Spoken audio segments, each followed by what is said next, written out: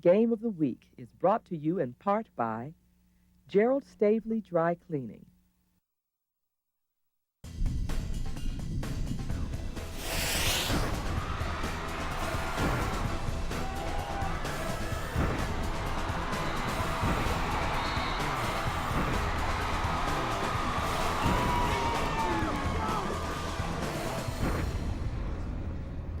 Well, from Tiger Yard, it's the ICTN Game of the Week. It's the Nimitz Vikings against the Irving Tigers in the district opener. Hi, everybody. Rob Willman with you. Bob Berry joining us here shortly as we got a couple of teams familiar with each other, the crosstown rivals, as we open up district play. You take a look at the Irving Tigers, who are the home team. Both teams not really setting the world on fire to begin this season, and the Tigers, who are very young, do not have a lot of players returning. In fact, they only have 3 from last year's team, 1 and 6. You take a look at the batting order very quickly. McCusick, Williams, the 2 Williams, and Reagan, Balfonts, Landis, Torres, Candelaria, and Johnson right there for the Nimitz Vikings. It will be Jordan Martin, the starting pitcher, and with all the play-by-play activity is Mr. Bob Berry. Bob? Thank you much, and good evening, everyone. This game being taped on the night of the 11th of March. As we come on the air, the temperature is 86 degrees.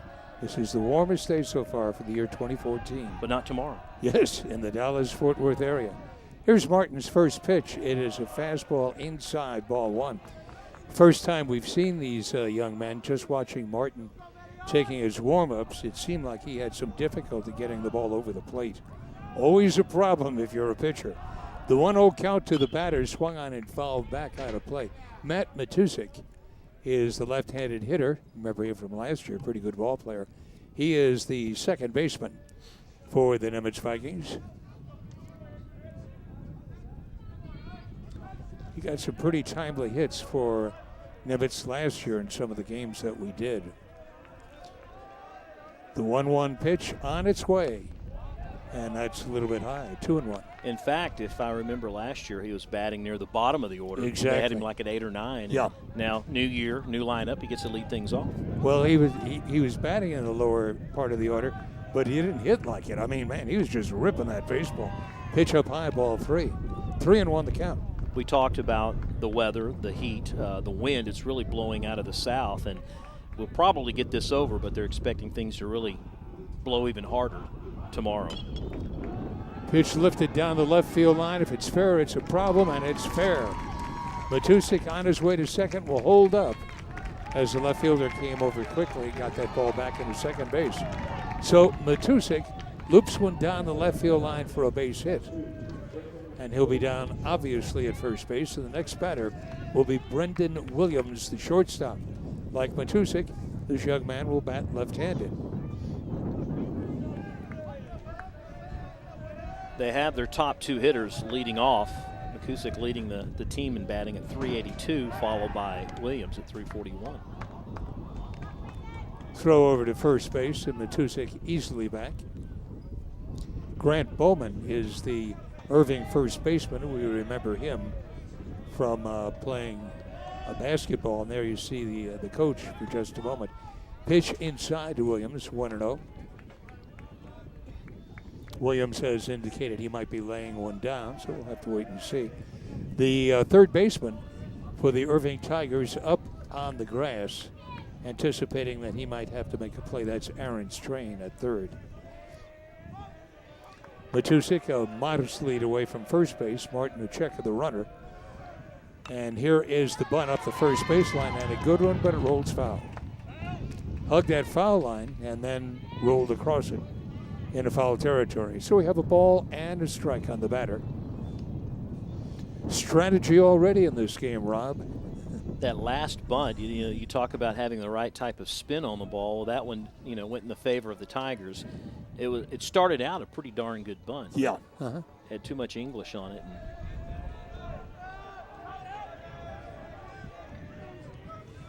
The pitch. In for a strike, the throw down to second base, and Matusik is in with the steal. Pretty good jump on the ball. Matt was taking off on the pitch, and Salinas, who threw it right on the numbers. I mean, he got it right down at the base, right at the glove, but Kusick was already in there for the stolen base. 1-2 the count on Williams. He turned to the home plate umpire asking was that last pitch a ball or a strike, and the umpire told him a strike. So 1-2 the count to Brendan Williams, who again chose bunt. Remember, if he bunts his foul, he strikes out. Takes that pitch inside for a ball. 2-2. That's the 8th stolen base by McCusick, who you see there at second base. He is tied with this guy that's up to bat. Braden Williams has 8 stolen bases. Means the guys are getting on base to lead off. And the pitch. Leonard had fouled, and that's a strikeout. You know, I wonder about this, having a bunt with 2 strikes. In the rules of baseball, if you bunt foul and you have 2 strikes, you are recorded as having struck out. Here's a left-handed hitter. Why not have the guy swing away? He may hit a ball between first and second base, advancing the runner over to third. Oh, well, ours is not the reason why. It says here in the script. And another lefty. Yeah. Braden Williams, the batter. He has a batting stance similar to Matusik. Steps into that first pitch, swings and misses, strike 1.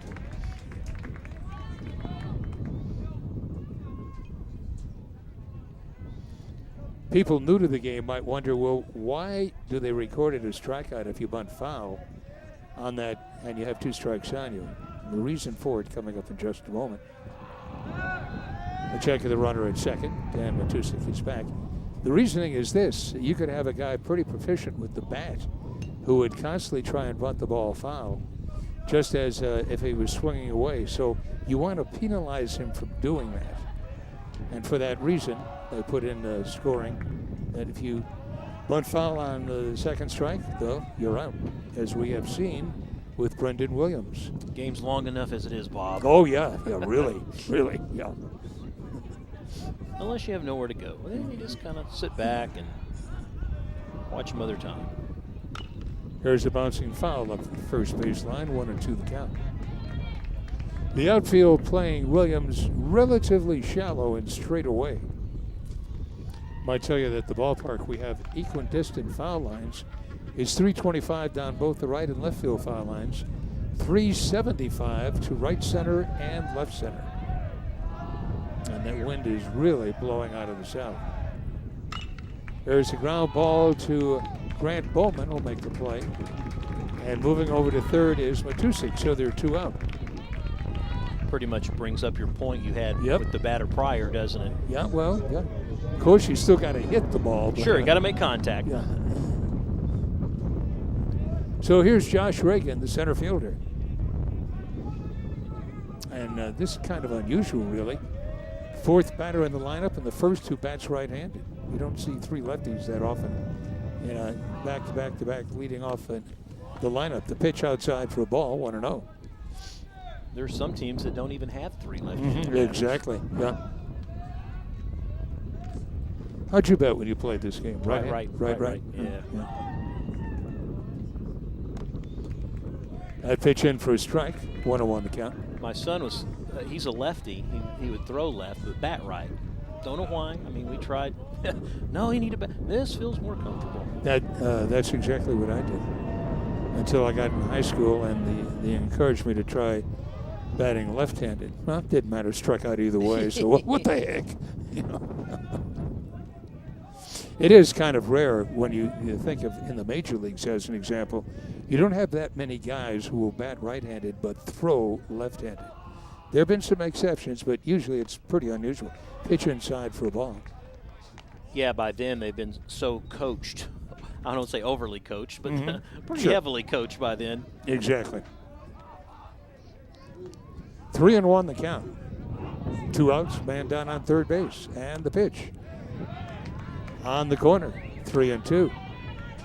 Josh Reagan that time starting to go down to first base, but will return.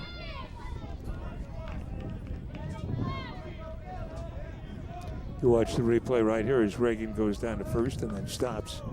So we have a full count on Josh Reagan. Martin delivers, and he struck him out. So Martin records 2 strikeouts in the first inning, doing very well. The first man, Matusik, gets on, and he's stranded at third base. So at the end of 1 half inning of play, Irving comes up. We are scoreless.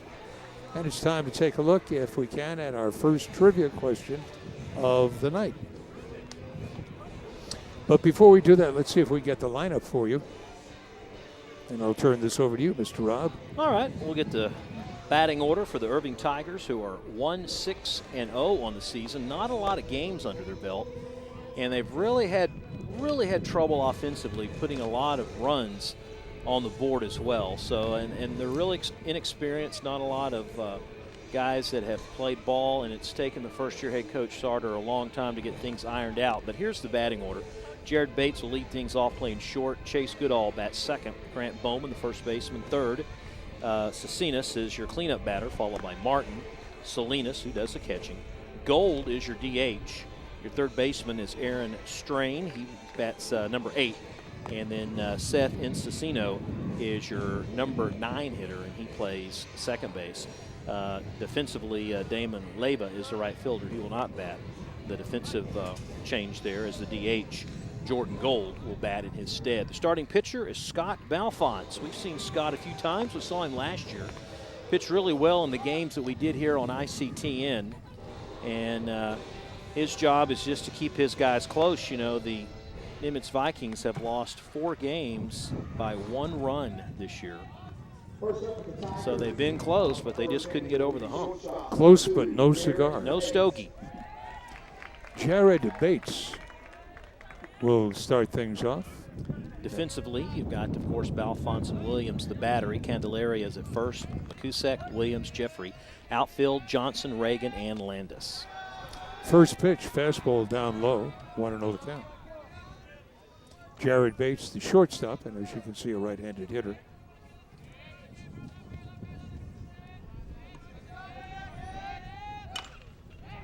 It's a tapper to the third baseman. Makes the play, throws the first, 1 away.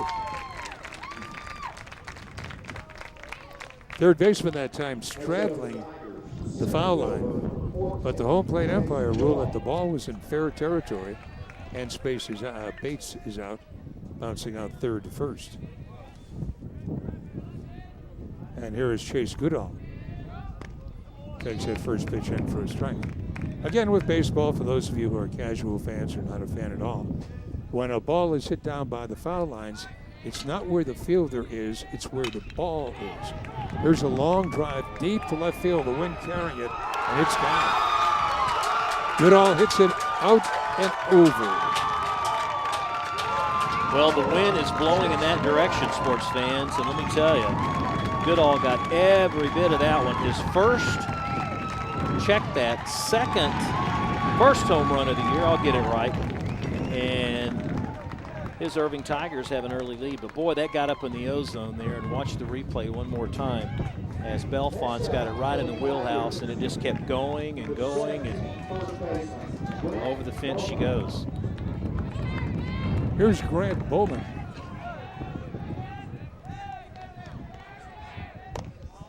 First pitch to Grant up high for a ball.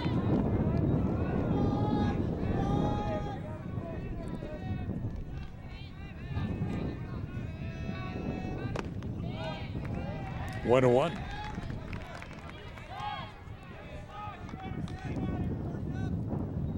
Grant batting .267. 1-2 the count. Nice breaking ball. Mm-hmm.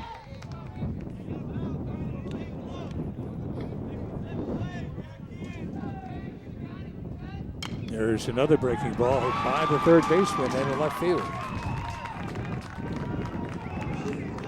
That one just hung up there a bit, and Grant just kind of went with it. Kind of just poked the bat out there and one-armed it. Doesn't matter. He's 1 for 1 right now because he most certainly is, yeah. Sebastian Cecinas is the hitter. He's batting a cool .500. Breaking pitch stays outside for a ball.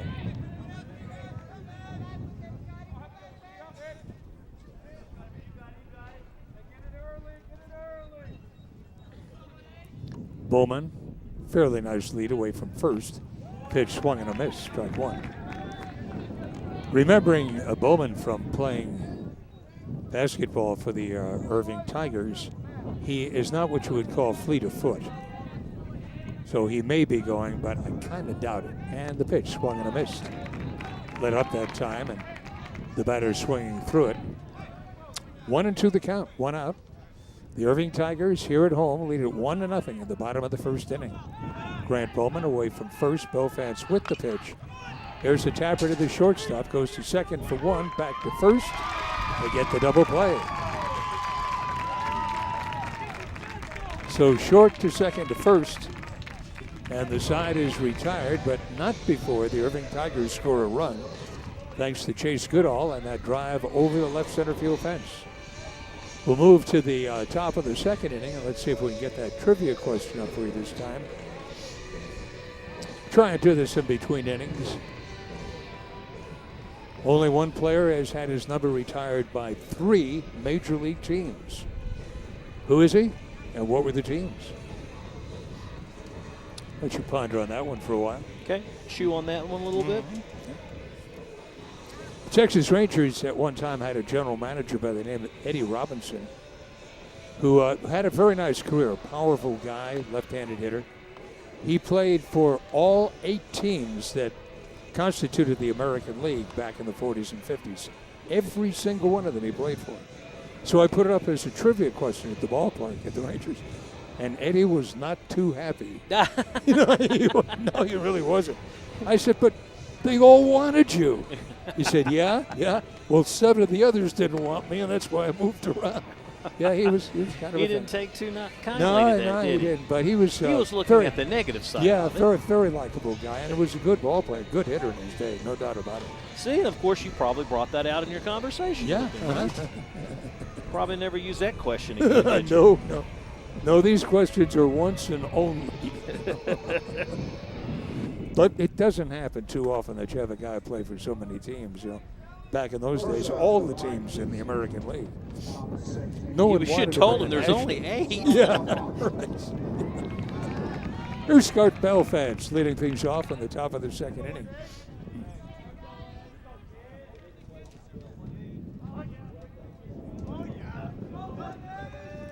Scott hitting .333. Well, I'll take that back. That's Ryan Belfast. We're looking at the wrong Belfast. Scott's hitting .320. He's got 8 doubles. He's got a pretty good stick. Pitch outside for a ball, 2-0.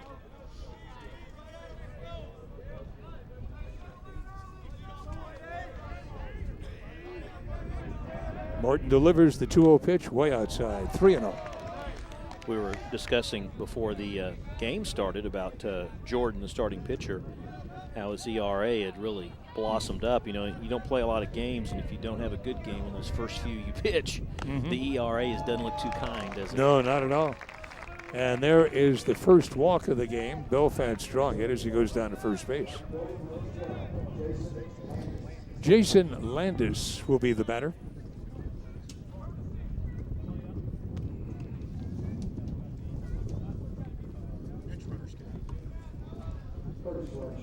Jason batting .229.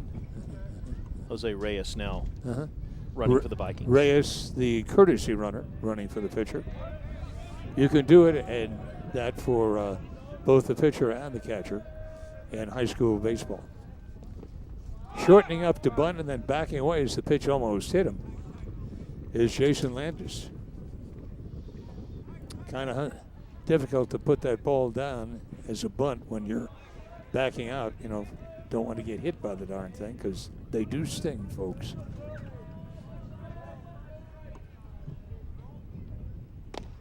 Pitch down low, 2-0.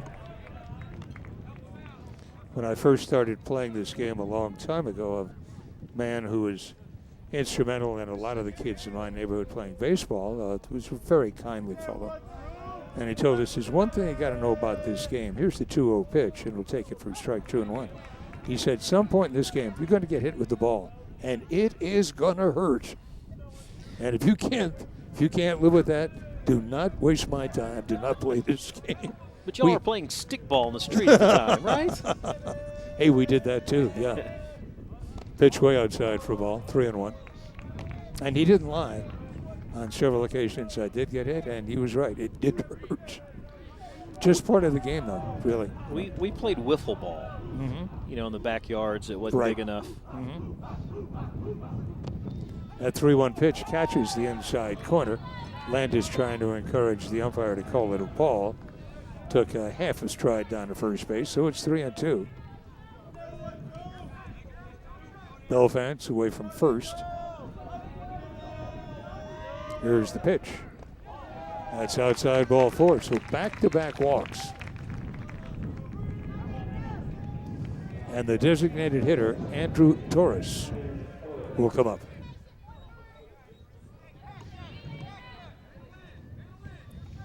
They will tell you in this game of baseball there is no defense against a wild pitcher. And when they start walking people, you know, you're just thinking, oh, please. Martin, a check of the runner at second, now comes to the plate, and that's up high for a ball. When Martin was taking his original warm-ups just before the game began, he had about 8 or 9 pitches, and all but one of them were up high. In the strike zone, but up too high to be called strikes. The 1-0 pitch, inside, 2-0. That one, too, a little high, besides inside. Inside, right.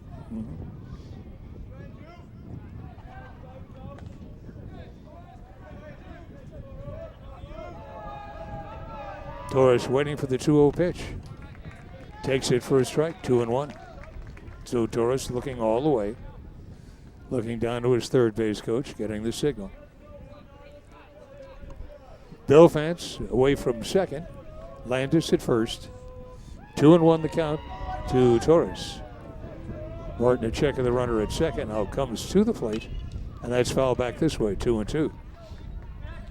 We see this a lot in the high school arena. Heck, you even see it in the pros.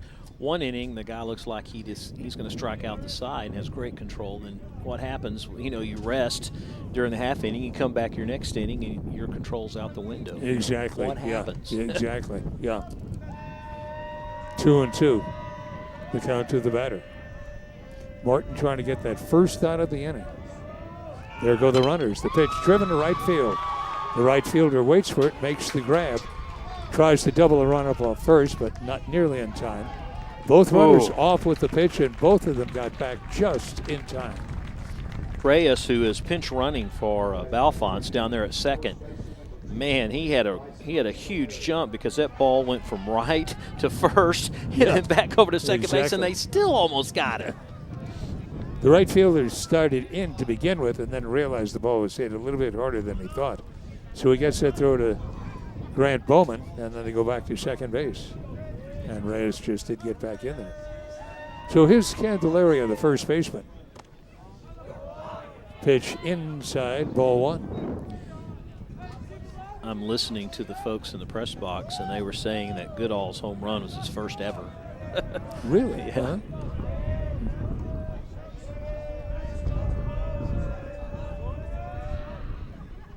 Pitch inside again, 2-0. There is a lady sitting behind home plate wearing a jersey with Goodall's name on it. And when he hit that home run, I'll tell you, she was very excited. Did she jump out of it? Of the jersey? Nope, didn't. Came close, though. You can tell she was pleased, that's for sure. And the pitch, a ground ball foul, 2-1 now the count.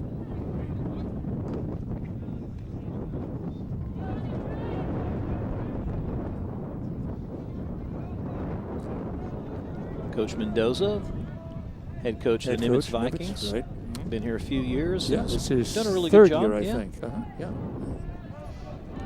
Making this team competitive and a lot of numbers. I mean, he's got about 22 kids on the roster. That's a good number on the varsity. Sure is. Martin very deliberate. So Reyes will say, I'll tell you what, I'll go back to second base. And Martin will have to retool it again and come in with this pitch. It's almost like he didn't know whether just to go for the batter or try to pick the guy off at second. It's down low, and the catcher can't hold on to it, and both runners advance on the wild pitch.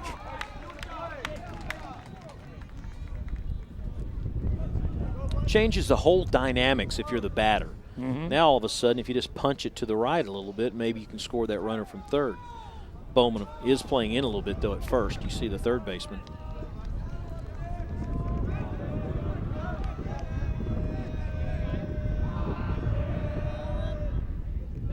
Down low again. Bob, they have the infield in with 1 out, a 1-0 lead. Is it too soon to bring an infield in like that? Take the easy out and go on? I don't know. It's 6 one way, half dozen the other. Obviously, it's the judgment of the manager. That pitch popped up foul. Remember, this wind could be tough, and Martin makes the grab. Wow! Whoa! So a big out.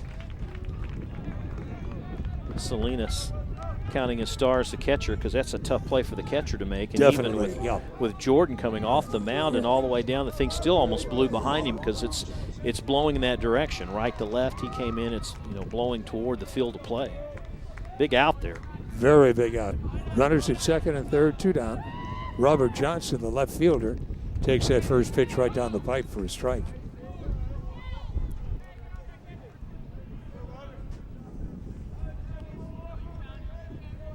Runners are at second and third. Jordan Martin trying to pitch out of this jam. He's 1 out away from doing it. That pitch stays outside for a ball, 1-1.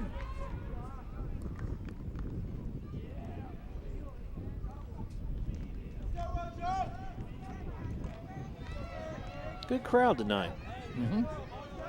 Well, it's a great night for a baseball game, that's for sure. That one down low again, and the catcher blocking it. Noah Salinas back there. It is so important to have a good defensive catcher. Tough position to play. The 2-1 pitch. Slice foul out of play down the first baseline. So now Jordan Martin just 1 pitch away from getting out of here, 1 strike away. You got all the deuces up on the scoreboard. 2 balls, 2 strikes, 2 outs, 2 men on base.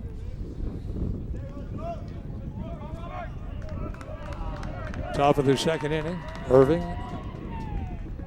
on the field leads 1-0. Now Martin wants to talk to his catcher, apparently having a little difficulty picking up the signs there.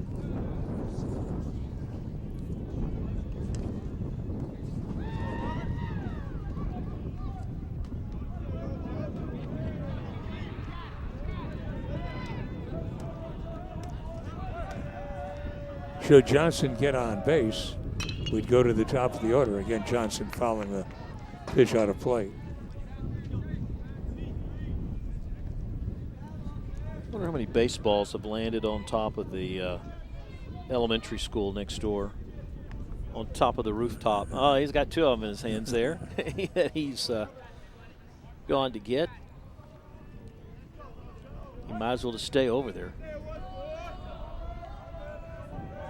Martin very deliberate from the stretch. Comes to the plate, up high, ball 3. Little disappointed with himself that time on that pitch. He really wanted to drill it and could not get it in the strike zone. So we have a full count on Robert Johnson.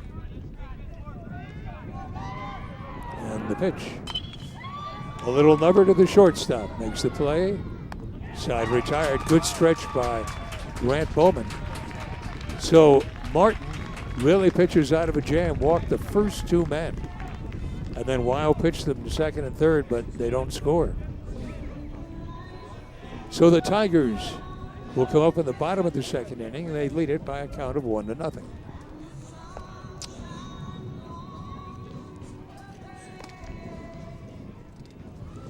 Oh, nice, gorgeous look out to the west. Yes, sir.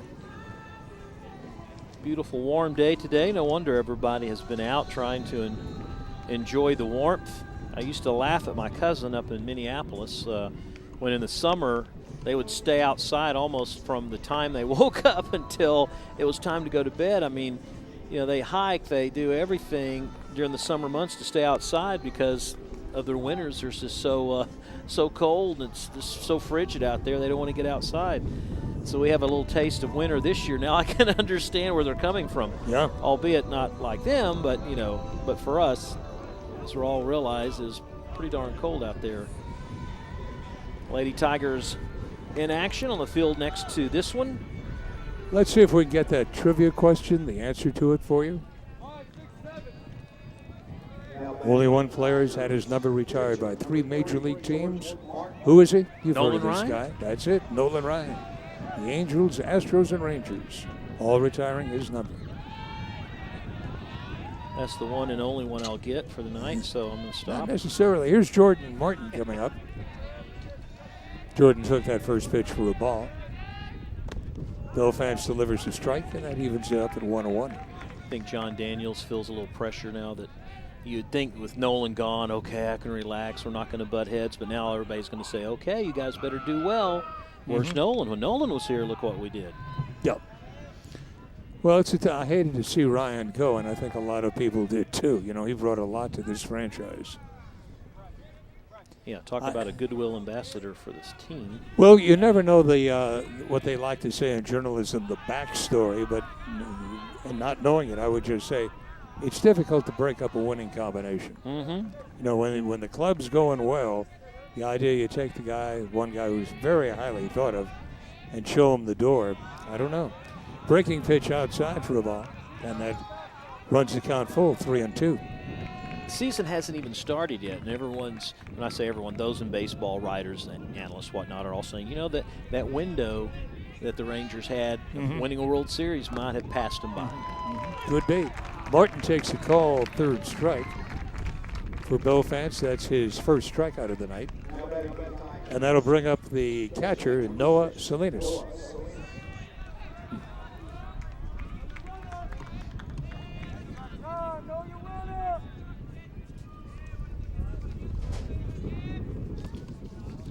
Big breaking pitch just outside the strike zone, ball 1.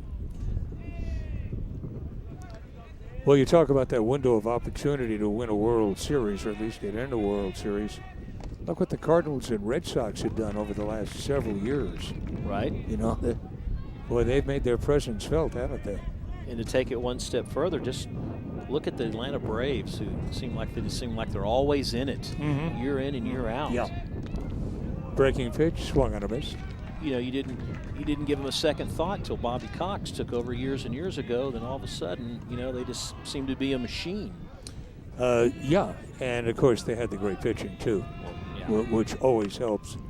Glavine in there, Smoltz. I mean, they really had some outstanding pitching. Maddox, exactly. Yeah.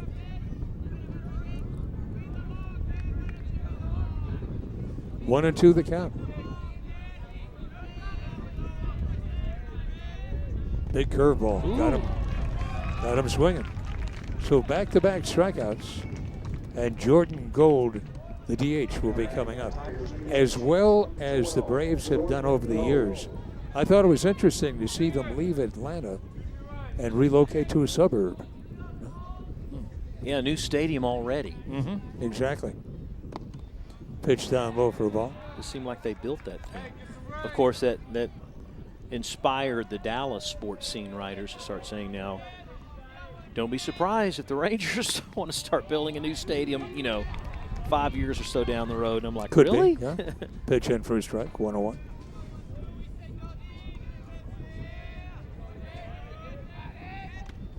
That's strike 2. One thing's for sure, Bill Fance, who has won his college scholarship, will be going down to Corpus Christi to show his talent. There's another breaking pitch, and he strikes out the side. Well, you can't do much better than that. 3 up, 3 down, all strikeouts. After 2 innings of play, Irving leads Nimitz 1-0. Back in a moment.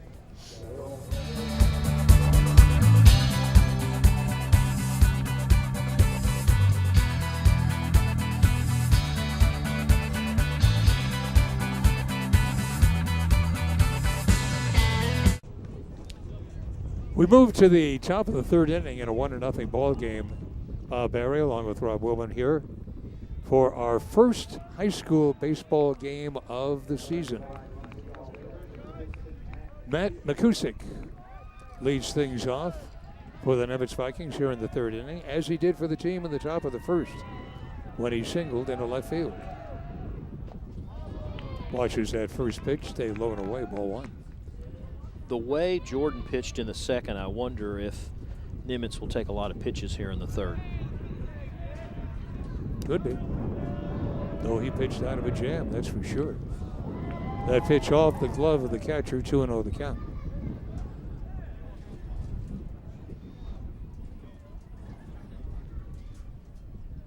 I think the umpire might have taken that one off his chest protector. Let's take a look at it again from. Let's see. Oh, yeah. Right in the arm. Yeah. Yeah, I he's probably telling the catcher, son, you're supposed to catch those. You know, that's what the glove is for. I don't think the protector goes that far down, do you? I think you got hit in bare skins. Just playing off what you were talking about earlier. You're going to get hit. Oh, yeah. Whether you're a player or an umpire. Yeah, no doubt about it. It's just part of the game, you know, and if you can't live with that, do something else. Collect stamps. 3-1 the count. Oh, and this, Mr. O'Hearn was telling his kids about that. Two of my friends just figured, hey, I don't want to get hurt. And they never played the game. So they said, let's play hockey instead. Here's a fly ball out to the left fielder who waits and has it. And there's one away. So for the second time in as many appearances at the plate, McCusick hits the ball to left field. Brendan Williams will come up. After McCusick had singled in the first inning, Williams attempted to bunt him along from second base and bunted a third strike foul, so it was registered as a strikeout. Shortens up again and takes that pitch inside for a ball. Yeah, we have Brendan Williams, followed by Braden Williams. Got to keep the two B's straight, right?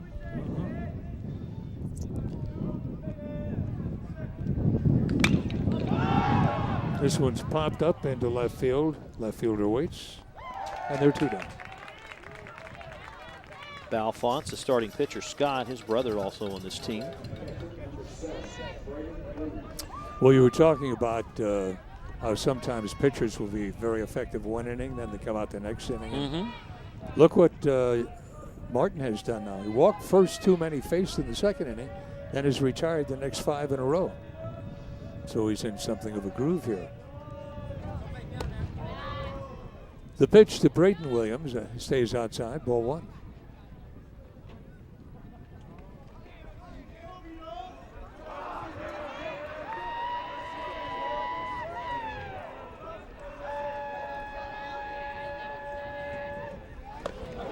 Swung through that pitch, 1-1. Braden is second on the team with the batting average coming in. He's walked 13 times and struck out 7.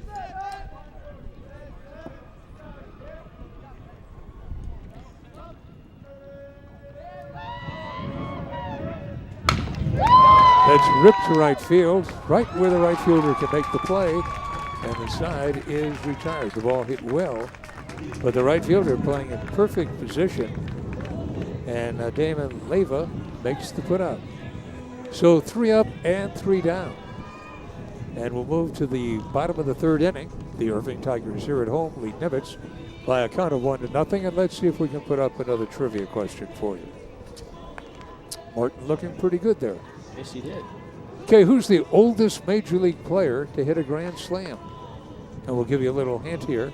Okay. At one time, he played for the Texas Rangers. He did not hit this home run for the Texas Rangers, but he did play for them. And had a couple of nice years with them, too. And we'll find that out in the next inning, right? Hopefully so, yep. Well, we've got, talking about some of the coaches returning to their alma maters. We've got Ben Sarter, second year as head coach at Irving. He was an assistant at Halton back in 2011, 2012, as you see right there. He was an assistant coach at Irving in the mid-2000s, played at Irving for his dad, Mike, and did also at Tarleton State.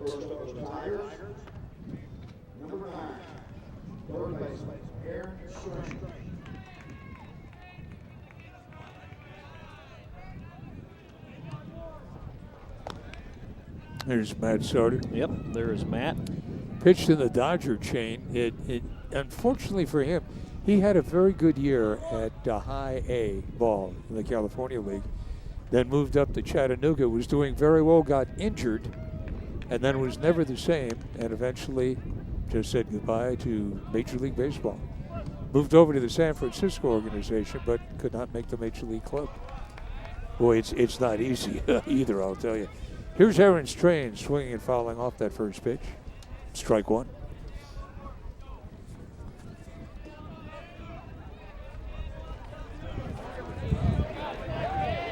Belfance, who struck out 3 in a row, shows the curveball outside, 1-1. A steady diet of breaking pitches by Belfance. We've seen that last 2 innings. Fly ball out to center field. The center fielder calling for it and taking it. Reagan pretty much just playing straight away that time, and Strain did not really get a good swing at that. Kind of surprised me because we were talking about the fastball and the breaking pitches. Yeah. That time he did decide to go with the fastball. Seth Inocencio, the second baseman, up there right now. Goes after that first pitch, strike one.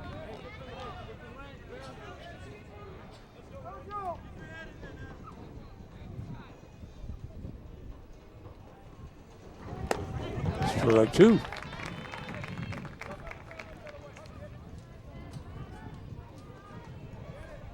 Talked about Belfance's counterpart. He himself, after that first inning, has really settled in. Fastball outside for a ball. Ends that first inning with a double play and gets 3 strikeouts in the second. Gets a leadoff batter here in the third. And the pitch. Got him on strikes. So that is strikeout number 4 for Scott Belfance, who has signed to play for the Islanders of Texas A&M Corpus Christi. Ever been to Corpus? Yes, sir. Really pretty town. It oh, is. Man, yeah. Very nice. I like to do a little saltwater fishing when I go down to Port Aransas. There's a curveball staying up high for a ball. This is Jared Bates, the leadoff hitter.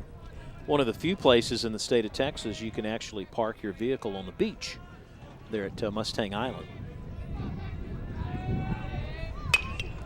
Another breaking ball driven by the third baseman out to left field, and Bates has got himself a single as he takes a wide turn around first, and then we'll get back to the bag.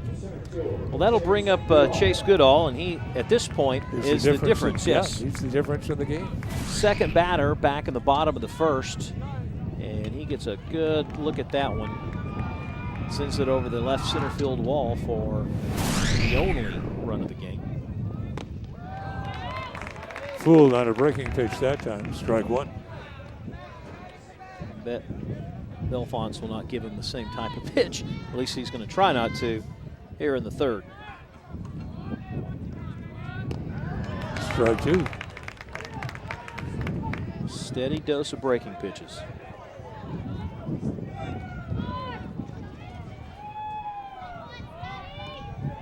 A shot of the Irving coach just a moment ago. 0-2 the count on Chase Goodall. Pitch off the outside corner, a ball and 2 strikes.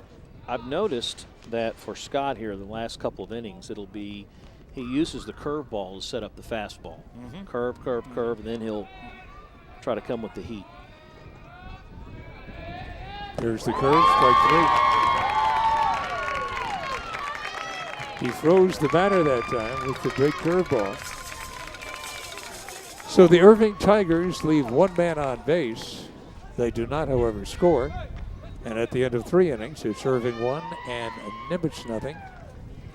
Now we'll go back to that trivia question of who is the oldest Major League player to hit a grand slam.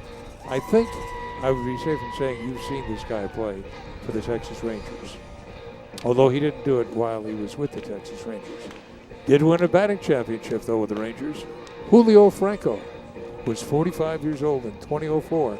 Wow. So he's the oldest guy to hit a grand slam home run in the major leagues. Wasn't he MVP of an all-star game? I believe so. Yeah, that they played up in Chicago, perhaps? Could be. He was a guy who really kept himself in great great physical shape, but he had an entourage. He had several people coming along with him, including one guy who delighted having a snake wrapped around his neck. I mean, he knew how to party, didn't he? It was kind of a circus, I'll tell you, with Julio. That's funny. You talk about entourages, and hopefully he wasn't too much of a lavish spender. He was able to save a dime or two. I hope so. Hope so, yeah. Because anytime I hear that, it reminds me of Vince Young, who his rookie season for the Titans rented a limo to take him to practice every day. And, of course, he's bankrupt now. Yeah, exactly. Go figure, yeah. right? Yeah, right. Josh Reagan leads things off here in the 4th inning. There's a curveball up high for a ball. There are a lot of statistics in the National Football League that are absolutely mind-numbing. Here's the 1-0 pitch. 2-0 now the count. One of them is the average tenure of a player, less than 3 years. Okay. I believe that. And then Tony Dungy came up with one that I thought was, oh my God. And the pitch. Swung on a hot hopper to the shortstop. Long throw to first, and he's out. A rocket to Bates at short that time, and he just waited on the ball. Yes, he did. Got a nice hop and gunned it over to first. And it was hit really hard. Tony Dungy had a statistic that really, when you think about it, is absolutely mind-numbing. In the last 20 years, 7% of all ex-NFL players have committed suicide. Isn't that mind-numbing? Wow. Yeah. Yes, it is. Scott Belfance, the batter. Dungy, of course, just a peach of a guy. Always talking to players about, your career's going to be over. You're not going to play football forever. You got to think about, what's going down the line, which is hard money. when you're, when you're young and athletic and Right. in good physical condition. And who thinks about 30? I mean, I'm never going to be 30, or if I'm going to be 30, I'm going to be a multimillionaire. Right. Yeah. There's another hot shot. Whoa, that's like a vicious hop by the shortstop. That's a base hit. Belfance really smoked that one.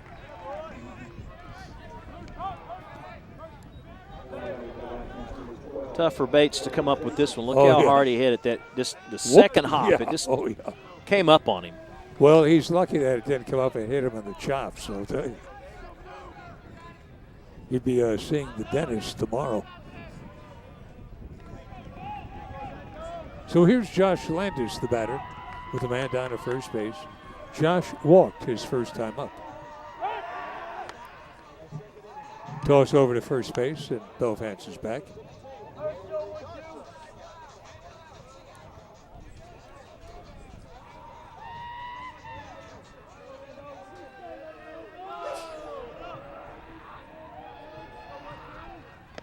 Pitch swung and a miss.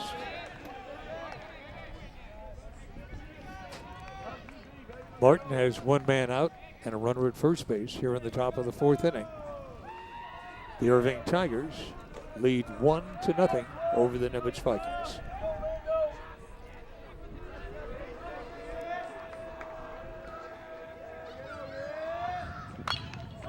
Pitch swung on and lifted out toward the shortstop. And he's got it for the second out.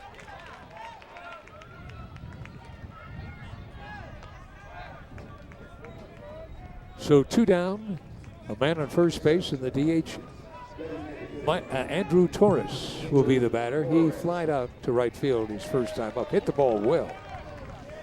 But the right fielder had played him perfectly and put the ball away.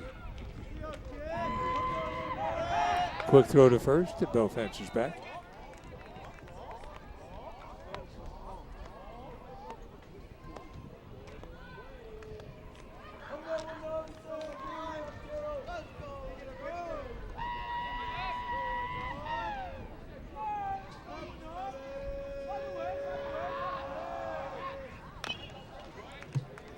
That one is tipped foul. 0-1 the count.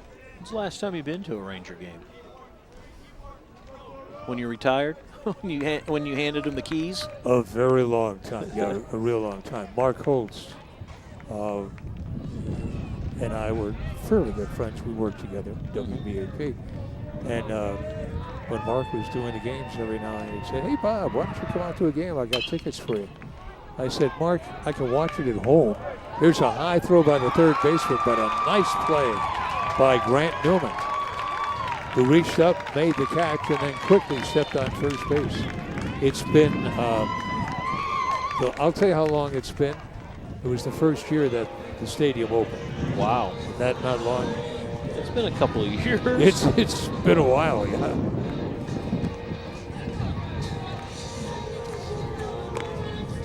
Well, we'll have a trivia question for you, and let's give it to you right now. Who had more career shutouts as a pitcher? You ready for this one, Rob? I'm ready.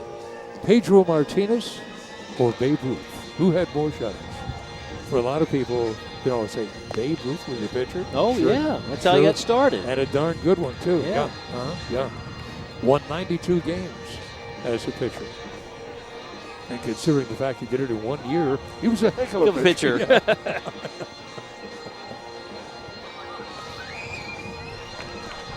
Let's talk about, we've talked about this earlier, but a couple of the players for the Nimitz Vikings that will be going off to school in Balfence.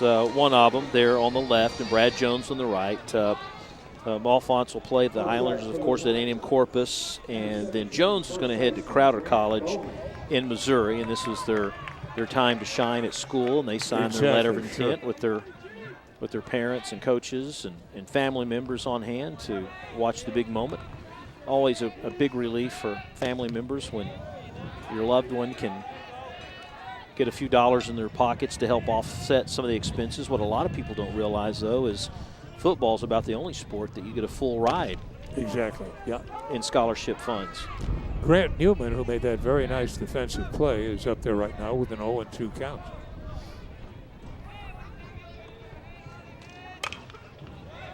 Swings and fouls that one off. Kind of funny, Bowman did the same thing the last inning, except he just kind of poked it out to the left to get the base hit. Got himself a base hit, yeah. He's just going with the pitch. Nothing wrong with that philosophy. No. Fastball just off the outside corner for a ball.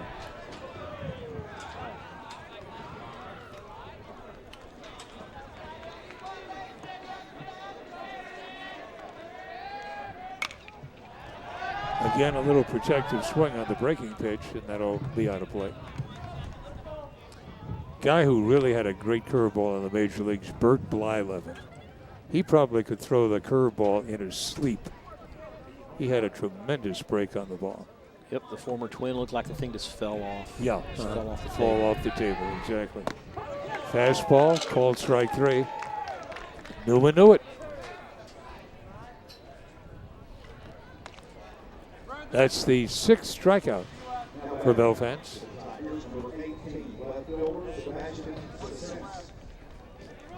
Sebastian Cisenis now coming up.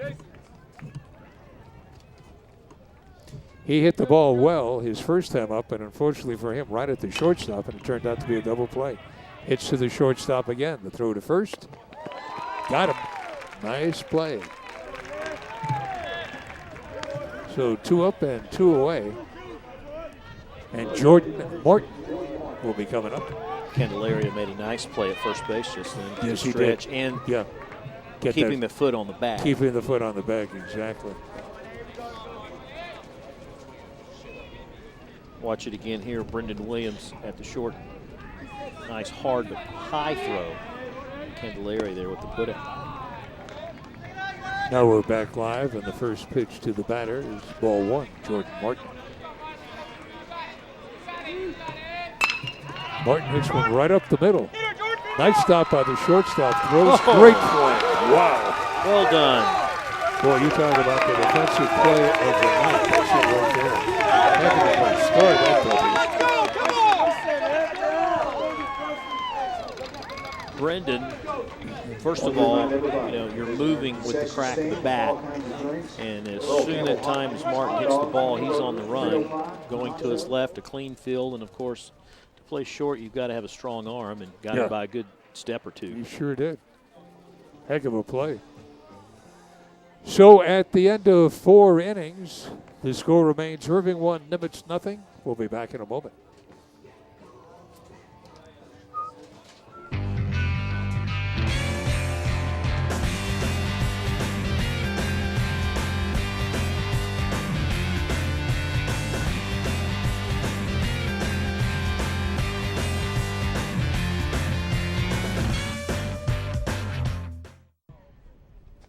Ready for the top of the 5th inning, and we had a trivia question for you. We'll give you the answer. Who had more career shutouts as a pitcher, Pedro Martinez or Babe Ruth? Well, the answer is they both had 17. It was a trick question. Yeah, that's me. Learned that from an old recruiting sergeant. Oh, the one that got you to sign up? Yeah, right. Sign right here, son. Yes. See the world. Pretty girl in every port. Woohoo! Candelaria, the batter. Bryson, his first name, made that nice play. Now he's up here, ahead of the count, 1-0. Jordan Martin comes in with the pitch, gets that breaking pitch in for strike, 1-1.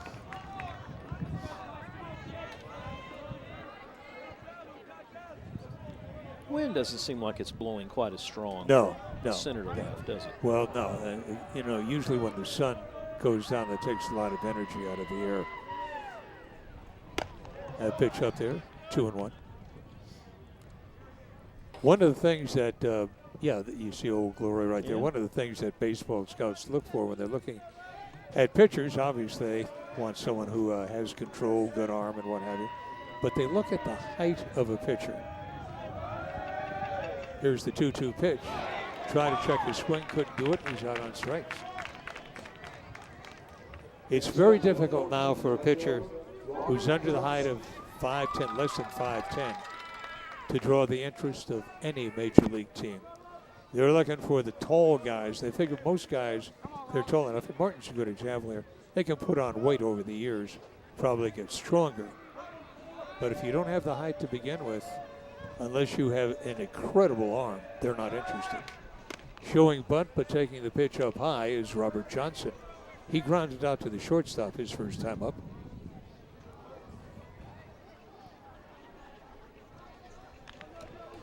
You look at a lot of the pitchers now in the major leagues. These guys are like power forwards. Got guys 6'4", 6'5", bunting the ball up the first base line. Grant Newman makes a throw and throws it away. And diving into second base is Johnson. So the first error of the game, it's a base hit. Because even if the ball had been perfectly thrown, the second baseman wasn't covering the bag. And that's what caused Newman to throw the ball away. He kind of hesitated, and the ball really just slipped out of his hands. So a bunt single and an error, and you watch it right here. Yeah. Watch Bowman come down from first base, and he double pumps, exactly. And he should have just held on to it at that point. Yeah. So credit Johnson with a bunt single, and then he goes to second on the bad throw by Grant Newman.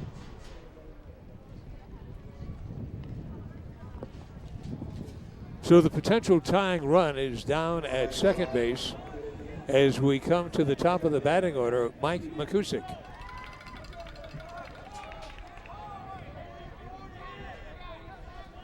Mike both times has hit the ball to left field. Once a single and the other time a flyout.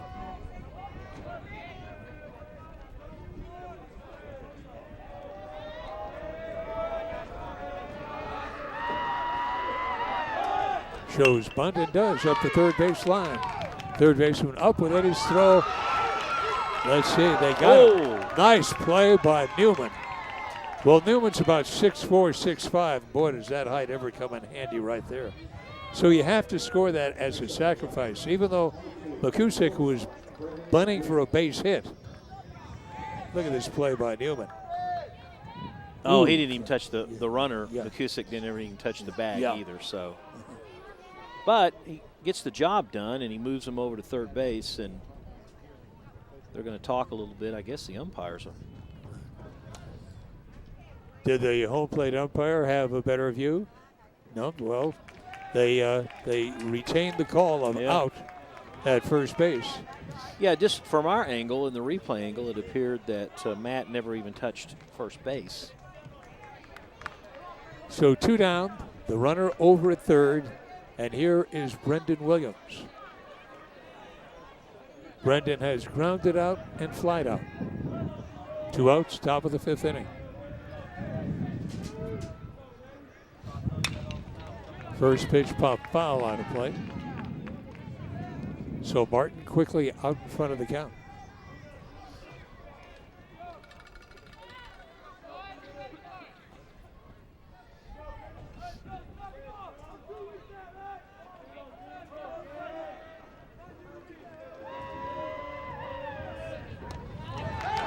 Way, way wild, and we're tied.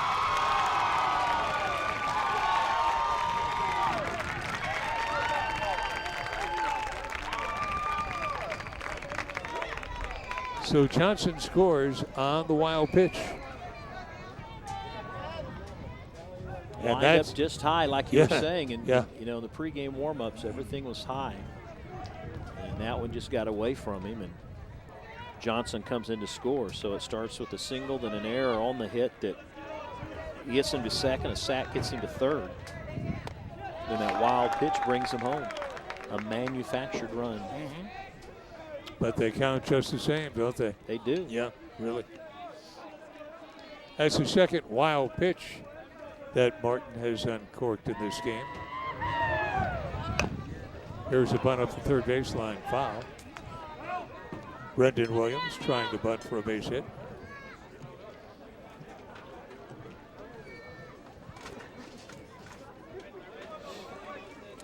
We're seeing little ball right now. There are so many ways that a runner can score from third base that they can't score from second. And we saw one of them right there, wild pitch.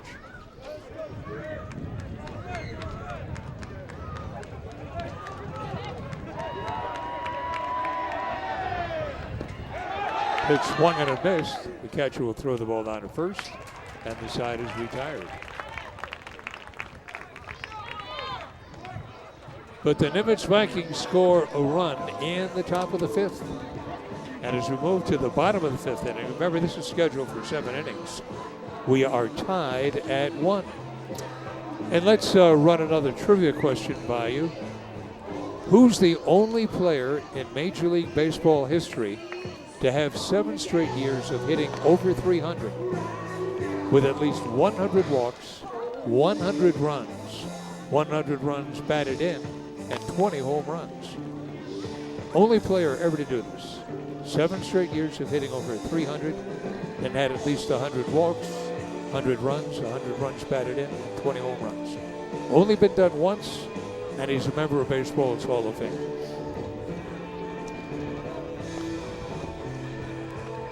Cute little boy.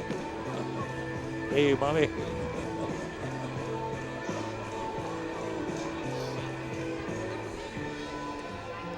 Well, we've been blessed with a really good day to play a little baseball. Oh, definitely, yeah. Not hot, not cold. Perfect weather, maybe a little breezy for some, but hey, you can't have everything. No, this is true. You were talking about the people that you know in Minneapolis, yes. getting out there, Yep. staying out. You know why they do that, don't you? They're thawing out. Is that what it Yeah, is? they're It thawing. takes them all summer to get rid of the ice? Right. I had a good friend when I was in the military from International Falls, Minnesota. The coldest. Yes, yeah. He used to brag about it, too. First pitch to the batter. Breaking pitch outside to Noah Salinas. Yeah, you never hear any kids wanting to go to Minneapolis on spring break, do you? Here's a little number to the shortstop. Up with it. Makes the throw. 1 down.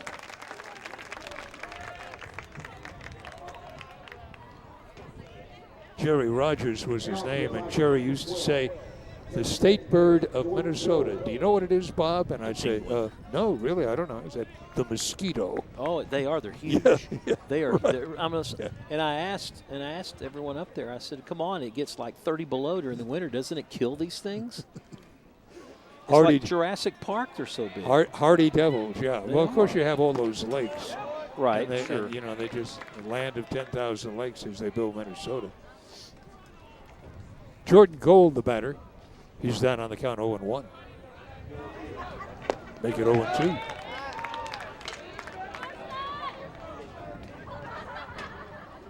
Anyway, the native Minnesotan from International Falls said that there, and I'd never heard of International Falls, but he told me a lot about it. Some of it was even good. Fastball up high. He said we have 2 seasons in International Falls. We have winter, and then we have the 4th of July. And I kind of told him it must be pretty cold up there. 1-2 the count. Nice breaking pitch. Another strikeout for Mr. Belfans. Second time in a row that Mr. Gold has gone down looking. Both times looking, right. That's 7 strikeouts for Scott Belfans. And here is Aaron Strain. Nice fielding play by Belfans. Makes the throw to first, and the side is retired. So Belfans has now retired 7 in a row. The inning is over, and after 5 consecutive innings of play, we are tied at 1-1. Okay, our trivia question was, who's the only player in Major League Baseball history to have 7 straight years of hitting over 300 with at least 100 walks, 100 runs, 100 RBIs, and 20 homers? He's a member of the Baseball Hall of Fame. He got in there this year. It's Frank Thomas. The big hurt. Boy, and he did, didn't he? Big guy. I would hate to be the second baseman or shortstop starting a double play and having Frank barreling down, having me in his sights, you know. Although, you know, kind of on that same token, you know, this next year is the first year you can't run into the catcher when you're coming home. Right. Plow into him. Yes, exactly. Like the olden days. I remember in my day. Yeah, right. The catcher couldn't hold on to the baseball, and hey. Pete Rose made a living running over catchers. Well, he certainly did in the All-Star game, didn't he? Wow. He'll be known for that, Yep. besides his other habits.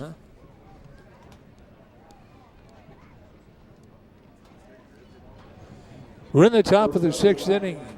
Braden Williams is the batter. A 1-1 ball game. Bob Barry along with Rob Wilbon right here on ICTN.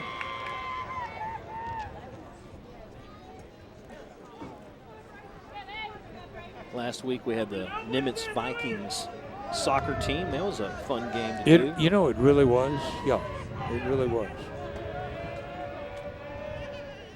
John Nelson did the play-by-play and did a heck of a job. That was against Colleyville, and boy, came right down to the last, probably 5 or 10 minutes of that second half. And things really got fun. Yeah, Nimitz winning it, I think, getting that final goal with 10 minutes and 40 seconds remaining in the game. John's an interesting guy, very nice fellow, and I did not realize he works for the Texas Rangers. He does stats for Steve Busby and Tom Grieve. He's up in the booth with them. Oh, nice. Yeah.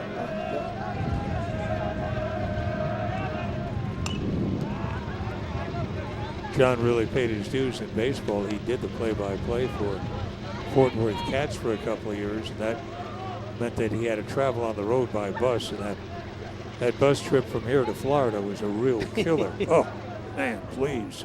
You know, can I die now? You know. That's over the second baseman's head into center field.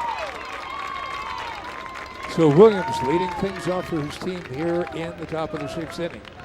Gets a base hit to right center. Let me ask you this. Would you rather be in a bus to Florida or in a minivan with 3 screaming kids driving from Panama City back to Texas? Do I have a choice? Well, I had to do the minivan, so that's why I'm asking. Yeah, I'll take the bus. Yeah. Josh Reagan, the batter. That's when you separate everyone. You know, you put one in the front seat and put mom in the middle to play referee. Well, let's see. What you have to do is you just talk to your doctor, you get some Paregoric and feed it to the kids, and they go under Knock quicker. them out.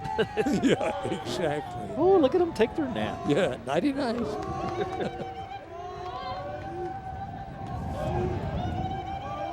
Williams away from first, draws the throw, and he's back easily.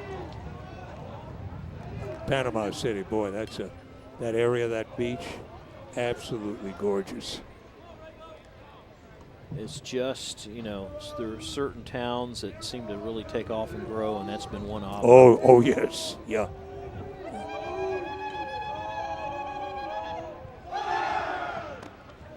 When you have two loops around town, we have the middle loop and then the outer loop.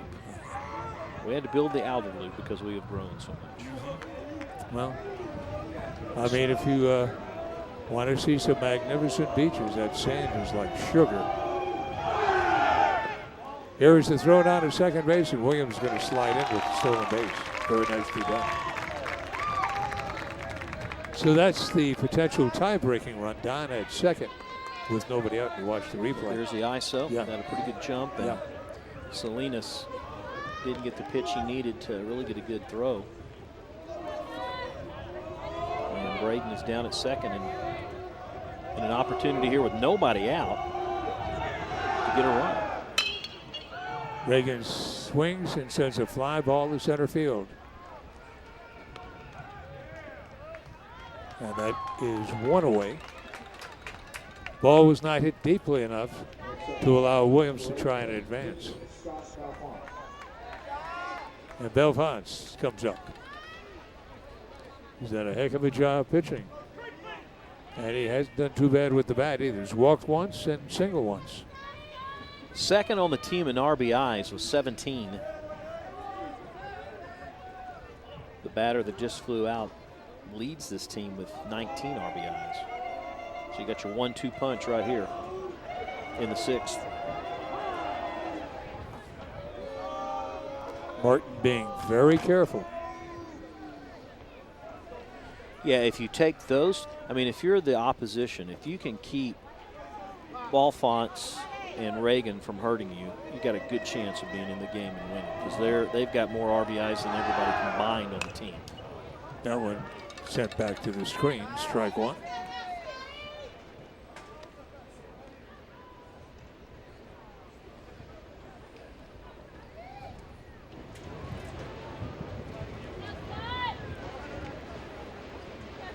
This is one of these cases where the manager may tell you, don't give him anything good to hit, but get him out anyway. What are you talking about? Yeah, exactly.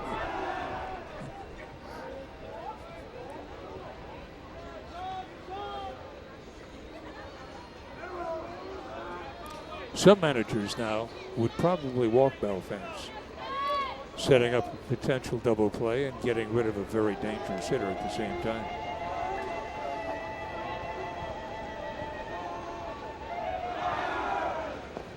That pitch down low for a ball. Martin really spending a lot of time worrying about that runner down at second base.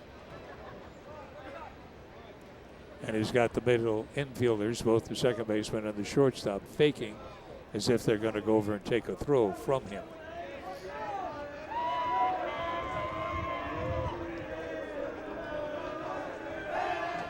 And he throws the ball into center field.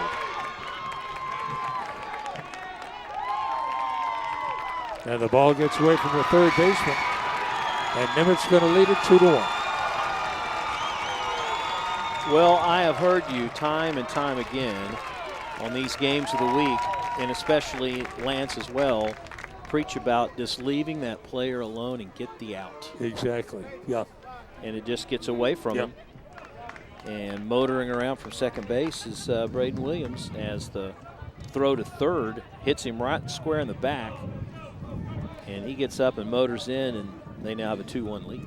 2 errors on the play, an error by the pitcher allowing the base runner to get to third, and then the error by the outfielder, the center fielder, allowing the base runner to go from third to home. So bang, bang, 2 errors. And Nimitz leads it 2-1. Yeah, I've always been a great believer at this level of competition. Don't worry about the base runner. Concentrate on the hitter. 3-1 the count. But many times it's easier said than done. And you realize that these youngsters are all competitors. They want to do well. And they think, if I can just keep this guy close to second base, I can get out of here. And there's one all the way to the backside. So for the second time tonight, Belfast walks. Then you wonder about the psyche of your pitcher. Sure. Yeah. Once all that happens. Exactly. It's hard to get that out of your mind. Someone once told me when I took a philosophy course in college, the most impossible thing to do is to walk and sit in a corner and not think about a white bear. And it's really true. Mm-hmm. You know? If you're in that corner, I don't want to think about the white bear, and therefore you are. Pitch outside for a ball to the batter. This is Jason Landis, who has walked and popped out. Jose Reyes back in as a courtesy runner for Belfonts.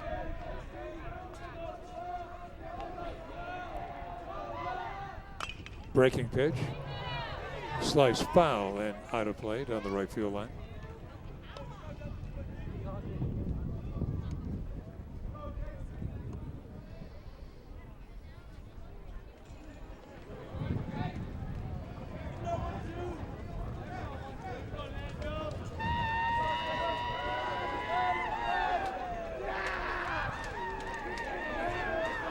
Martin very deliberate from the stretch. Delivers. And again, the ball hit foul down the right field line. Two good swings by Landis, Yes, though. yeah, right. He's not being cheated. Another lefty up there at the plate.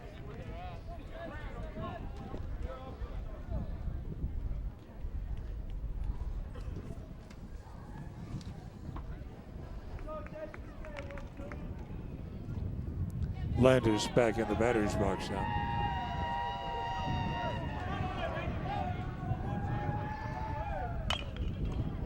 A ground ball to the first baseman. Newman holds it, gets the out. Thought about throwing to second base and then thought, nope, don't think so. It's going to be awfully hard to make that throw and get him at second base. So it was a good play by Grant Newman. Bowman, rather. Grant Bowman. There's a good shot at Grant. Here's Andrew Torres, the designated hitter, who has flied out and bounced out. There goes the runner to third, and he'll steal it easily as the ball got by the catcher, but he was off with the pitch. So that's a stolen base for Reyes. I think the Vikings think they can pretty much run at will and have done so here tonight. Coach Mendoza being really aggressive now that he's kind of gotten a feel for this game and what his base runners can do. That pitch swung on a pop foul out of play. As we've seen tonight, it doesn't take a couple of base hits and an RBI single to bring in a run. You just got to get on base. Martin continues to pitch from the stretch with the runner down to third.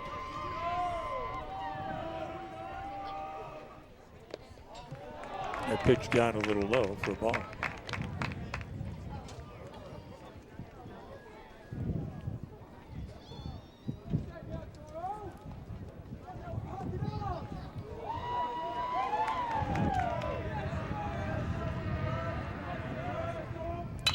The pitch to Torres lifted out into short center field. The center fielder will take it. The side is retired. But the Nimitz Vikings score a run here in the top of the sixth inning. And they now take a lead of 2-1 as we move to the bottom of the sixth. See if we can run up another trivia question for you. This one has to do with Adam Beltre. Who's the last player before Adrian Beltre, rather, in 2012 to hit 3 home runs in one game and then hit for the cycle in the same week? Adrian did it in the year 2012. Only one other player has ever done this. 3 home runs in one game, then in the same week, hit for the cycle. The cycle, as you know, is a player who, during the course of one game, gets a single, double, triple, and home run. Not necessarily in that order, but gets all those hits just like that. Beltre has really played so well for the Texas Rangers. Been solid Oh, yeah, definitely. Fun to watch at third. Yeah. Seems to enjoy himself, too, Yeah. which is nice. Yeah. Of course, I often thought when you're making this kind of money, you should be enjoying yourself, you know. And yet there's some guys who make all that money and they're just absolutely miserable.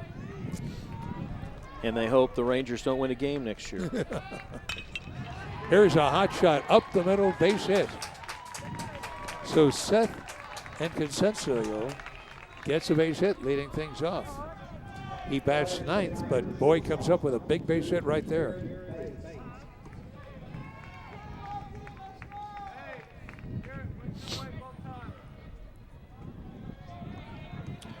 Vikings have swept the series the last 2 years against Irving High. Although the Tigers have won 17 of the last 22, the talent has seemed to shifted to the south side of town, baseball-wise. Jared Bates, the leadoff hitter, coming up now. Jared is grounded out and singled to left field. Belfan's first pitch is inside for a ball, 1-0. And let him off the fastball that time. Third baseman playing up on the edge of the infield grass, thinking that there might be a bunt in order here. Quick throw to first, and the runner is back. If you're Braden Williams, the catcher, you always would rather see a fastball come your way if that guy at first is trying to steal. Yeah.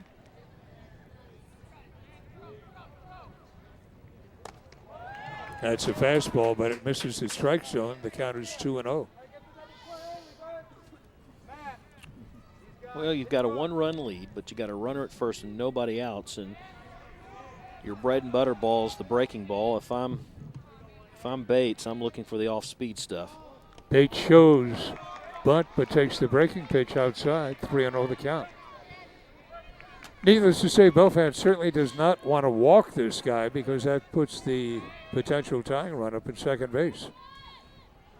3-0 the count. Throws the fastball in for a strike, 3-1. He's never really been in a jam tonight. No. So uncharted waters for tonight's game if he gets this guy on base. Strike two. Bates thought it was ball 4, but home plate umpire did not see it that way.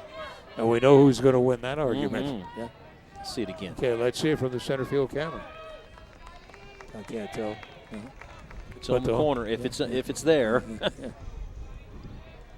So we have a 3-2 count. That's high and away, ball 4. First walk given up by Belfast tonight.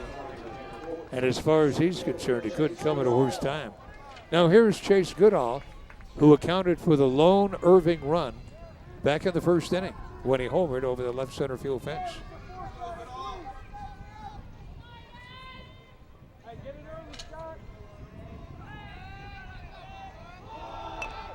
Here is the bunt, and a nice one.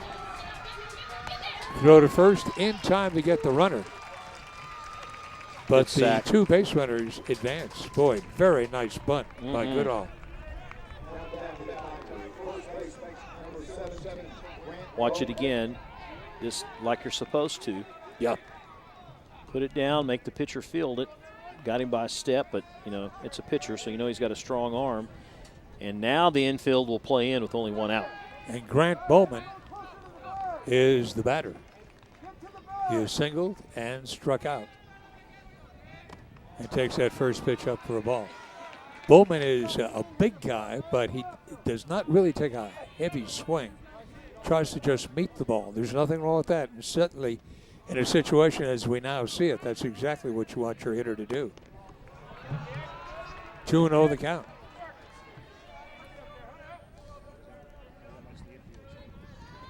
Take a look at the infield. There's the third baseman and the runner at third. Inocencio. The 2-0 pitch. That's in for a strike, 2-1.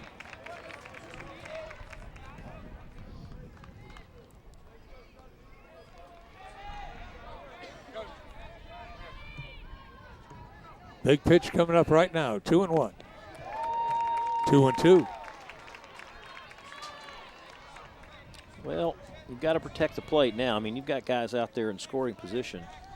Anywhere close, Grant needs to be swinging. Look for the curveball. That's what I'd look for right here. Got him.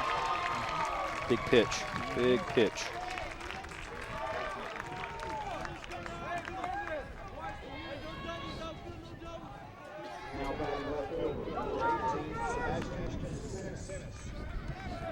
Sebastian Cicenas now comes up.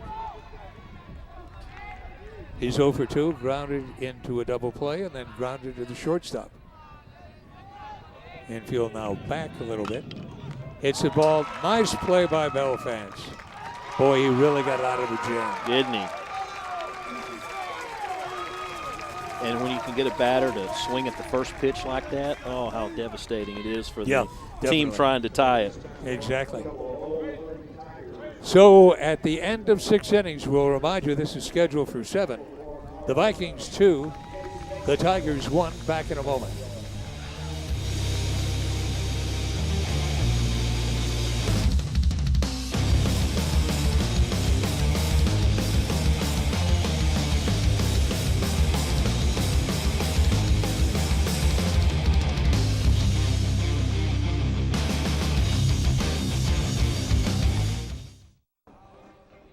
Well, as we head into the top of the 7th inning, let's pause here briefly to recognize our sponsor, Gerald Stavely Dry Cleaning, the charter sponsor of the Irving Game of the Week.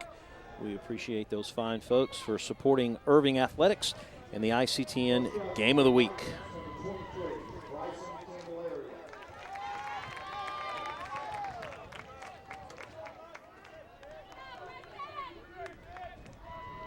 Well, here we go on the top of the 7th, and Bryson Candelario leading things off for the Nimitz Vikings. They have a 1-run lead, and he watches that first pitch sail high and away, ball 1.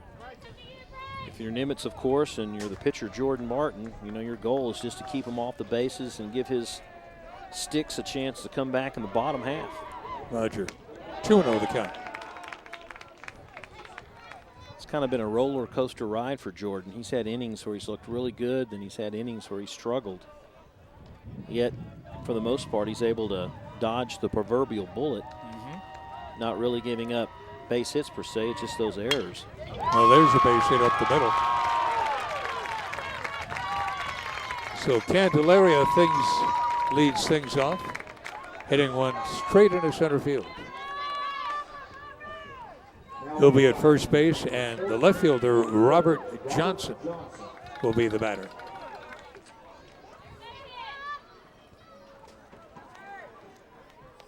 Johnson is 1 for 2.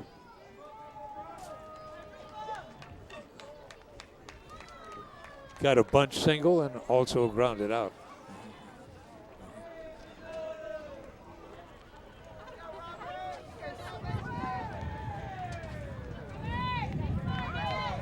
Weatherford over at first, the pinch runner.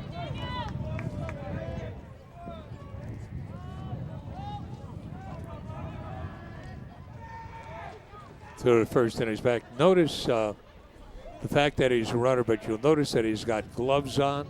Smart. Yep.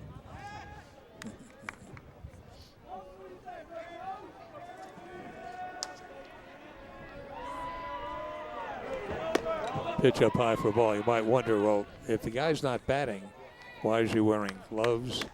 Generally speaking, you do that to remind yourself if you're going to slide head first into either second or third base, you make a fist. You don't extend your fingers because you don't want to break them. Here's a nice bunt.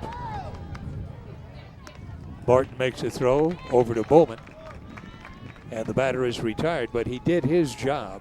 Nice bunt by, and that's the second time that Mr. Johnson has laid one down.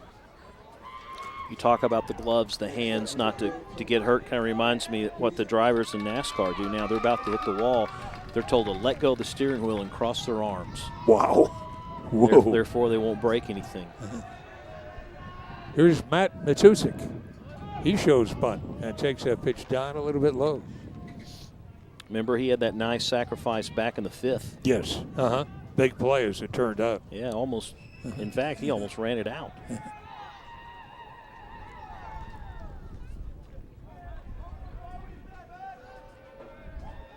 Now he shows bunt.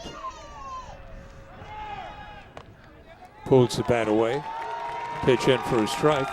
And the runner steals third base. Well, Weatherford showing a really fleet of foot as he steals the bag. He's down at third. And I'm kind of surprised, Rob, that the second baseman and shortstop are now playing up. Now they are. Okay. Now they're moving up. They were playing back, which really didn't make much sense because you got to cut this runner down at the plate. Difficult to do if you're playing back in to get a ground ball. The pitch to McCusick. Ground ball to the second baseman. Comes to the plate, not in time.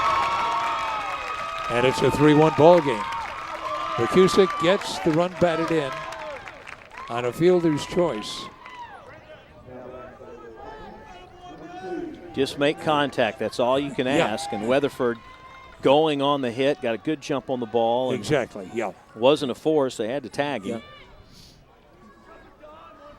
A little cushion, if you will, now for the Vikes. Here's McCusick on his way to second base. He steals it. Just did get in. Shortstop could not hold on to the throw.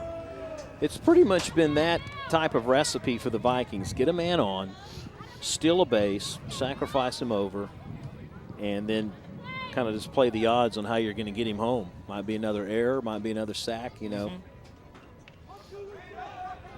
But it's working. Oh, it most definitely is. Williams again showing bunt.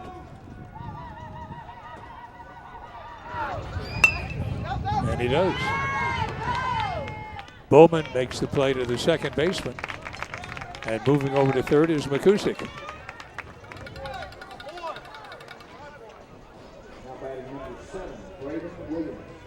So now Braden Williams will come up with 2 outs and a man down at third base. And Nimitz, having scored a run here, now leads it by a count of 3-1. They have scored runs in the last 3 innings.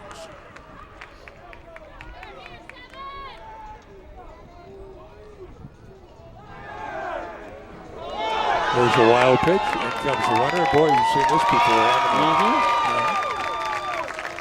Like we said, just get on, sacrifice him over.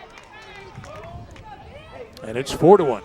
Wild pitch, pass ball, error, something of that that nature is going to bring a run in for the Tigers. And that just, man, got away from him and bounced in. And Salinas didn't even have a chance there. No, not at all.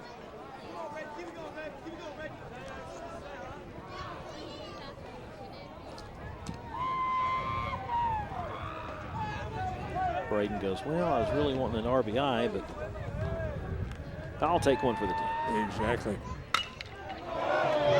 Williams swings and sends the drive deep to right center field. What a catch. Home run for Williams. He says, that's okay. I'll get my RBI the hard way.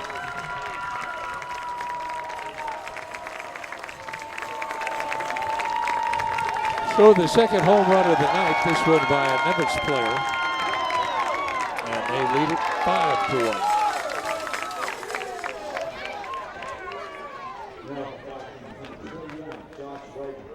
Braden's first home run of the season. Watch this. Right about knee high, but with the lefty there and that swing, got the meat of the bat right on the ball and knocks it over the right center field wall. So a close game has opened up a little bit here in the top of the 7th. That it has.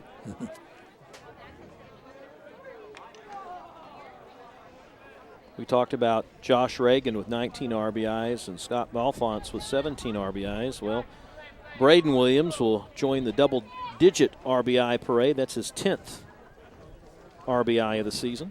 It's his 6th extra base hit of the season. He's had 3 doubles, 2 triples, and now the home run. Here is a breaking pitch to the batter, swung on and fouled back. This is Josh Reagan.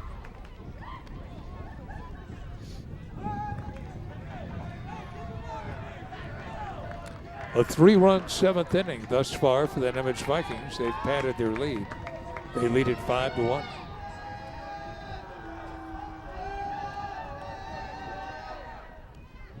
And that one gets by Salinas all the way to the backstop. Well, Jordan was able to pitch out of jam after jam here in this ball game, but the 6th, they hit him for 1, and then here in the 7th, things just kind of fell apart. Not all totally his fault. Pitch swung and a missed. Reagan had a big cut on that one.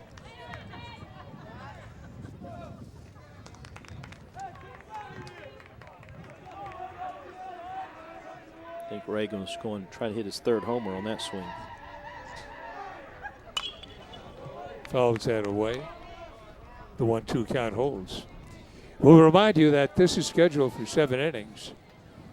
So the Irving Tigers really have their work cut out for them when they come up to bat. They've got to score at least 4 times to tie the game. Not the easiest thing in the world to do, that's for sure.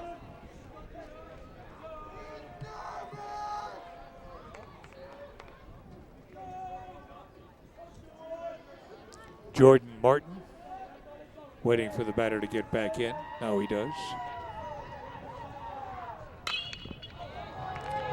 Here's one lifted out into right center field. The center fielder waits and drops the ball. Wow. Been one of those innings, hasn't it? It has. You know, it's like a bad cold. Everyone gets it.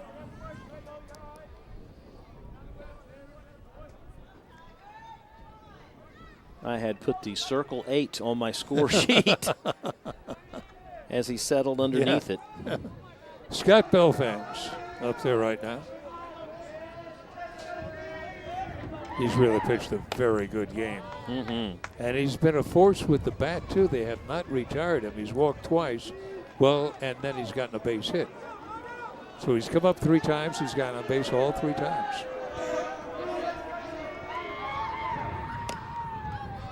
That pitch finds the outside corner for a strike, a ball and a strike, 2 outs. Top of the 7th inning, the Nimitz Vikings out in front of the Irving Tigers by a count of 5-1 here on ICTN.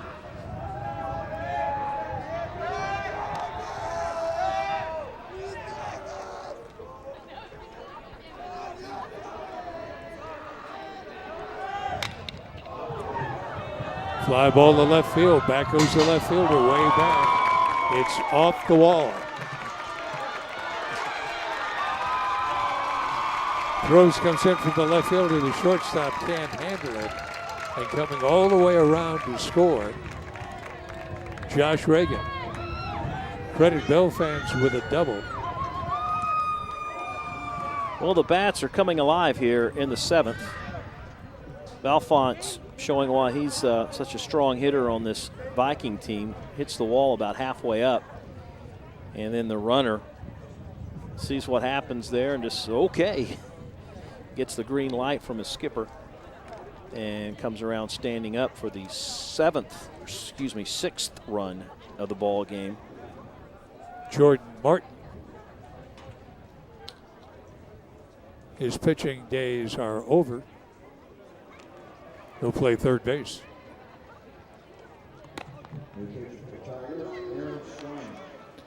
The third baseman will now come in and try and get this final out of the game. Strain to do the honors. So he and Martin will just swap positions. Strain moving from third to the pitcher's mound. Martin going from the pitcher's mound to third base.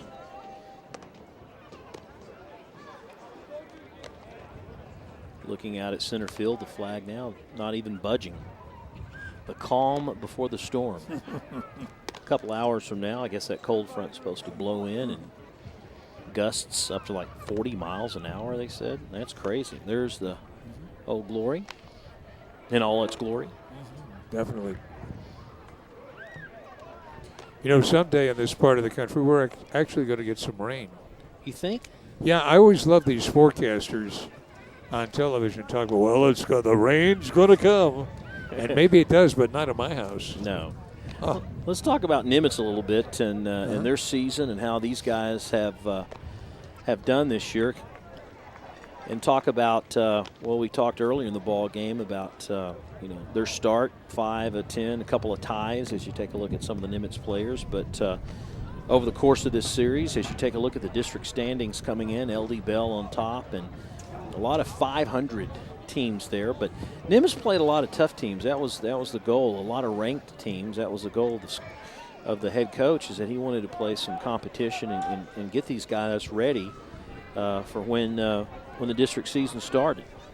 And there's Grapevine at number 7. Gosh, I remember when the Mustangs had a pretty good baseball team. And they would be pretty competitive year in and year out in baseball, but they've fallen off a little bit this year. Belfans down to third base. He steals it. And Landis the batter. Oh, I take it. Yeah, this is a courtesy runner for Belfans. Yeah, Reyes. He's like the pinch runner. He's Scott's designated runner. Scott, get on. Hey, we got a guy to take over. Landis watches that pitch. Down a little bit low. 1-1 the count. New pitcher has not stopped these Vikings from running. Pretty much got the green light from the get-go. That pitch just off the mark. 2-1 the count. Who was the designated runner for Oakland? Was it Claudell Washington? That name ring a bell? Claudell does. He just come in and run. That was his. And here's the ball getting away from the catcher on the pass ball. And it's 7-1. Boy, this has been the inning from Hades as far as the Irving Tigers are concerned. Yes. And they said, if we could have stopped after 6 innings, we'd be fine. But here's the pitch. And just like we've had a few that have been really high, but that time Strain just bounced it in. And Salinas has to come back and get it. Landis swings over the pitch. 3-2 the count.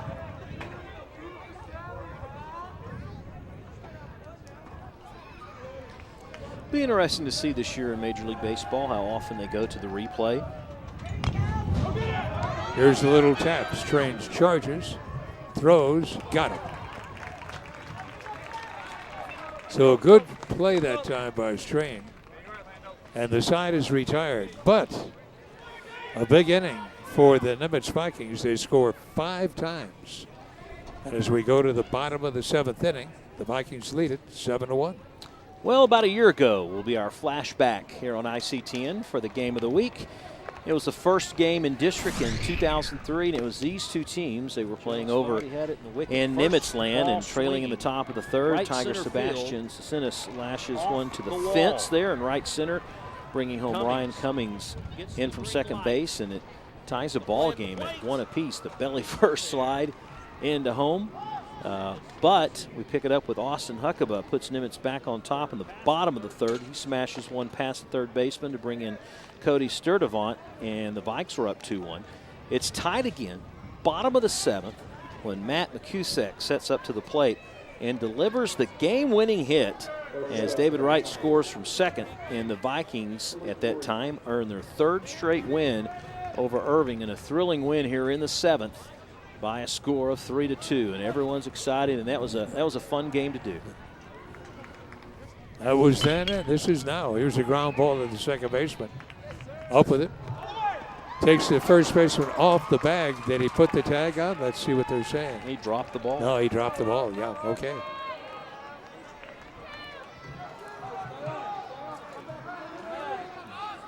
What about an E4 on the throw there, Bob? I think so, yeah.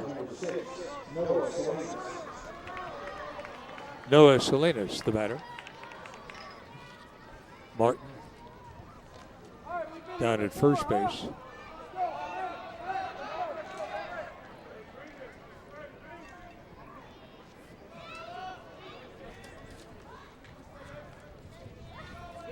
Vikings hoping that they can somehow crack the top 4 in the district standings and make the playoffs again. There's a tapper to the shortstop, goes to second for 1, back to first. They got him. Nicely done at first. Wow, heck of a play. Candelera, give him all the credit right there. Definitely. The ball really not that sharply hit, but they were able to turn it. Watch again from short. Cusack bounces it in, and Candelaria does a fine job right there picking it off the dirt. So they're 2 down, and Jordan Gold is the batter. We should tell you that coming up next week, we'll have more baseball for you. Nimitz at home against MacArthur. That'll be our next game on the Game of the Week, and that will take place on the 21st of March, first day of spring. Bill Fance just 1 out away from recording his first victory in district play and the first win for Nimitz in district play. Pitch in for a strike.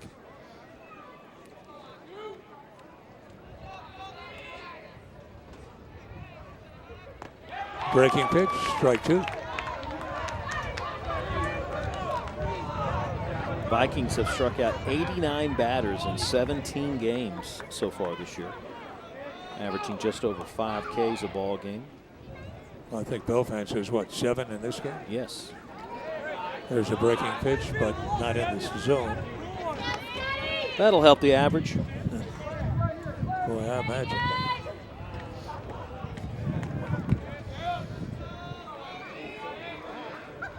And the pitch on its way.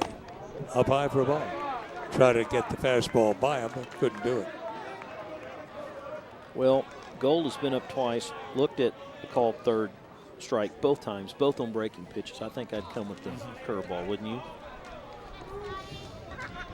Let's see what Bill Fance does here. He may be listening to you. Yep, sure did. Struck him out. Nimitz has won the ball game. So the final score, Nimitz 7 and Irving 1. Your thoughts, Rob? Well, I mean, give Irving credit. I mean, they're a young team, and they've got a lot of maturing to do and gelling to do as a team. They really just cannot put runs on the board, and give them credit. I mean, they hung in there until the 7th, pretty much when everything fell through, and you can't make a lot of errors, and if you do, it's going to come back to haunt you. As it did. Let's go ahead and take a look at our play of the game, and this is back in the 6th inning when things really started to crater. It's those wild pitches. And over at second was Braden Williams. He goes around to third, and the ball hits him right in the back. And